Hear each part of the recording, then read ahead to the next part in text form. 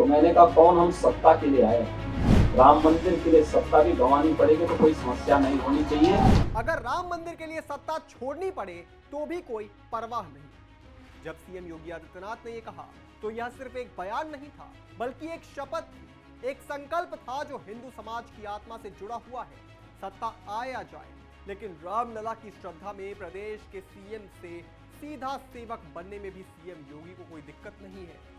लेकिन जरा याद कीजिए कांग्रेस के छल को, जब अयोध्या में भव्य राम मंदिर को रोकने के लिए साजिशें रची गई थी, जब वोट बैंक की राजनीति के लिए हिंदू आस्था को कुचल दिया गया था। कांग्रेस ने हमेशा हिंदुओं के साथ छल किया। राम के अस्तित्व तक को नकारने वाले आज मंदिर निर्माण पर घड़ियाली आंसू बहा रहे हैं। आज आपको बताएंगे कैसे सीएम योगी ने मंच से राम मंदिर पर राहुल गांधी और अखिलेश यादव की सच्चाई सबके सामने ला दी। पर उससे पहले आयोन भारत को सब्सक्राइब कर लीजिए। नमस्कार, मैं हूं आपके साथ स्नेह। आयोन भारत देख रहे हैं। 22 मार्च को रामनगरी अयोध्या में जब सीएम योगी आदित्यनाथ पहुंचे तो उनका हर शब्द इतिहास रचने जैसा था। उन्होंने गर्व से कहा, मेरी 3 पीढ़ियां श्री राम जन्मभूमि आंदोलन के लिए समर्पित रही। मेरे लिए अयोध्या आना कोई समस्या नहीं है, लेकिन शासन प्रशासन की जंजीरों में जकड़ी नौकरशाही का एक बड़ा वर्ग डरता था। वे कहते थे मुख्यमंत्री योगी आदित्यनाथ अगर अयोध्या आएंगे तो विवाद खड़ा हो जाएगा। जरा आप भी सुनिए। मेरी 3 पीढ़ियां श्री राम जन्मभूमि आंदोलन के लिए समर्पित थी।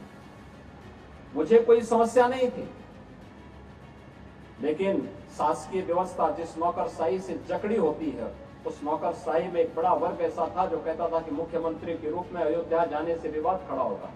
हमने कभी विवाद खड़ा होता तो होने दीजिए, लेकिन अयोध्या के बारे में कुछ सोचने की आवश्यकता है।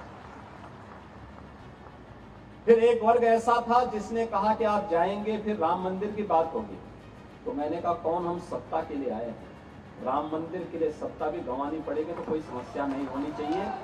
और हम लोग उस समय फिर इस कार्यक्रम के साथ जुड़े। मैंने से 19 अवस्थी से कहा, मैंने कहा जो बस चुपचाप जाकर के देखो दीपोत्सव का कार्यक्रम कैसे हो सकता है। और वे यहाँ आए, उन्होंने यहाँ सर्वे किया, उन्होंने कहा दीपोत्सव का आयोजन होना चाहिए। मैंने कहा मैं जाऊंगा, दीपोत्सव करते करते बीच में फिर राम मंदिर की बात उठेगी तो इसको क्या करेंगे? उन्होंने कहा नहीं, कार्यक्रम हो इसके बारे में हम सबसे बात करते हैं और सबका सकारात्मक भाव हो। और आज आप देख रहे होंगे दीपावली के एक दिन पहले अयोध्या का दीपोत्सव अयोध्या का एक फेस्टिवल बन गया, एक पर्व बन गया है।